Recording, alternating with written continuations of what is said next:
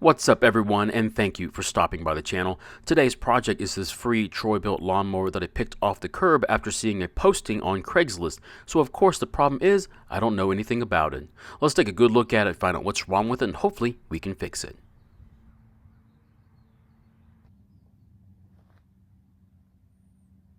In this video, we try and repair this mower. However, it may not be the exact repair you need to make to yours. We'll explore other options later in the video.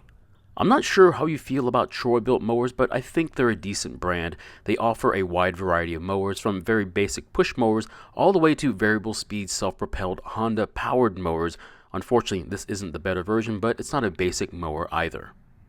It does, however, have a variable speed self-propel system, so you don't have to select a gear like a mountain bike, but the problem is that it drives the wrong wheels instead of the preferred rear wheels, which would have given you better traction. So that means that the front wheels have less weight on them, which means you'll also have less grip. That usually means by the end of a few seasons, you'll have a bald set of tires like this one. And if you thought it didn't have much grip before, try using a front-wheel drive mower with no tread on the tires. Now the back tires look great. They still have almost all their tread on them, but that won't do you any good as you cannot simply rotate the rear wheels to the front because they don't have any drive teeth on them. However, I do have a solution from a previous video. Now this snapper mower is basically the same deck and drive system, and as you can see, the front tires have no tread like our Troy built, while the rear tires look almost brand new. Do you see a pattern yet? What I did was simply remove the wheels off the mower and then swap the rear tires to the front.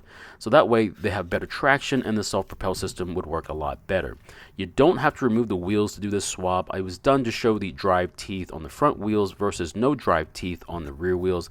The only problem is I don't want to do a tire swap until I make sure this mower works like it's supposed to. I don't know if it's because I'm getting older, but one of the best features you can get on a walk-behind mower is electric start. It just makes starting an engine a lot easier than pulling a rope, although it can be a hassle if the system fails as well. The part that usually fails is the battery, as most people simply don't take care of it like they should, but the easy part is that generic batteries aren't that expensive, so it's a really cheap fix.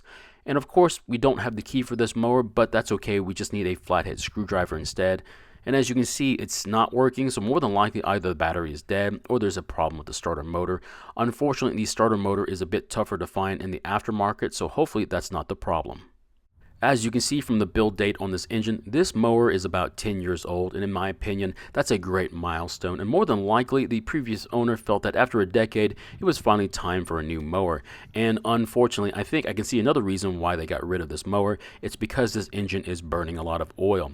Since this mower isn't covered in oil from a leak, the only other place for oil to disappear from is the muffler, so we may have a bad engine on our hands. If we look inside the gas tank, there's still some gas in it, so I think it was being used right up until this point. While we're here, we might as well look at the air filter and see how it looks. And I have to say, it's in pretty decent shape. There's hardly any grass on it, just some dust, so more than likely they've been cleaning it periodically. Now, before we try and start this mower, it's a good idea to check on the blade as it acts as a counterweight for the engine, and if it's bent or missing, it could hurt the engine if we start it. And in this case, it's there, however, it's also upside down. Now, the engine won't care that it's upside down, but the mower won't cut grass very well, though, as the grass is being hit with the blunt side of the blade. And if I feel the other side of the blade, it's still quite sharp, so it's still usable. Now, I'm not going to correct this problem just yet, only after I finish the diagnostic.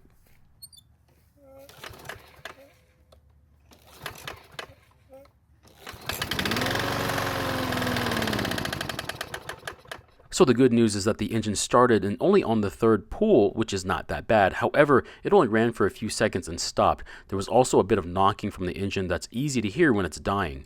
Just to be fair, let's give it another chance and see if it does any better.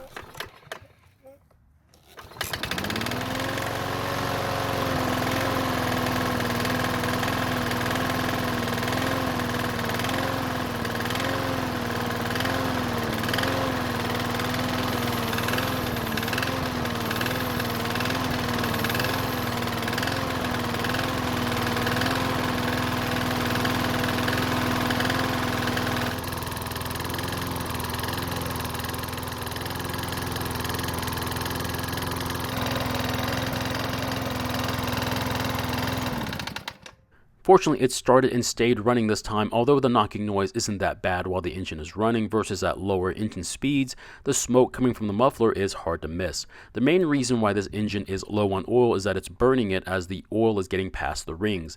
That means we need to do a compression test to see just how worn out this engine is. If your engine doesn't start, you might want to use a spark checker to see if your ignition system is working.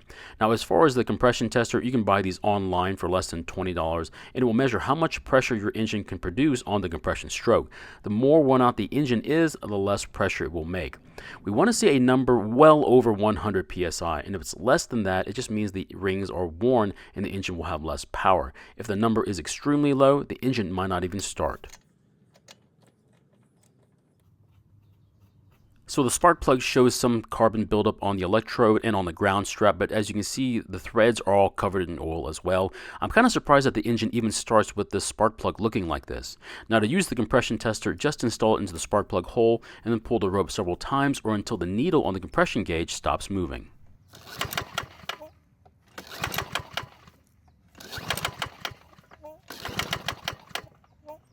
So the reading is almost 60 psi, which is quite amazing that this engine even starts with the compression being so low. That means we might have more than just bad rings to worry about, but the fact remains this engine is in bad shape. Now, after removing the tester from the engine, you can see just how much oil is getting past the rings as it's covering the part that threads into the engine, just like the spark plug we removed. Now, normally it looks like this when it's threaded into and removed from the engine. The next thing we need to do is replace the spark plug and then drain the oil just to see how bad it actually is. So here's the oil from the engine, and I have to say this is probably the worst oil I've seen in a long time. There's a lot of metal in it, and it really doesn't look like oil anymore. It looks more like gray paint. So at this point, I don't think replacing the oil, swapping the tires, and turning the blade around are going to help this mower out. Also, more than likely, there's more of this stuff at the bottom of the engine that will need to be removed if we do decide to revive this mower. Another reason why this engine may have gotten to this condition is that the oil changes were neglected. When oil is fresh, it'll help to lubricate the engine's moving parts, but as it gets dirtier, the engine oil will be contaminated with small particles of metal that, if not removed, will cause even more wear inside the engine until we finally get to this point, an engine that somehow still starts but knocks and burns oil. I really do want to give this mower a second chance at life. The mower itself is in great shape. The deck isn't falling apart. The engine has electric start, and the self-propel system still works fine even with its bald tires. But I'm afraid of the investment in time and money, that it simply won't be worth it if I resell it. So it'd be something that I'd have to keep because I could never get my money back out of it. And to be honest with you, it isn't anything special to me. It's not a commercial mower. It's not rare, and I think I could just buy another engine for $40 on the marketplace instead of trying to rebuild this one. So the question is, what do you think I should do with this mower? Should I swap out the engine with another used one, or buy a cheap overseas engine instead to use on this deck, or dismantle this engine just to see how bad it actually is on the inside, and then possibly rebuild it with new piston, rings, sump gasket, and head gasket for about $80, or just use this mower for parts? Thank you for watching. I really appreciate your time here. Please feel free to ask me any questions, and I hope to see you in the next video.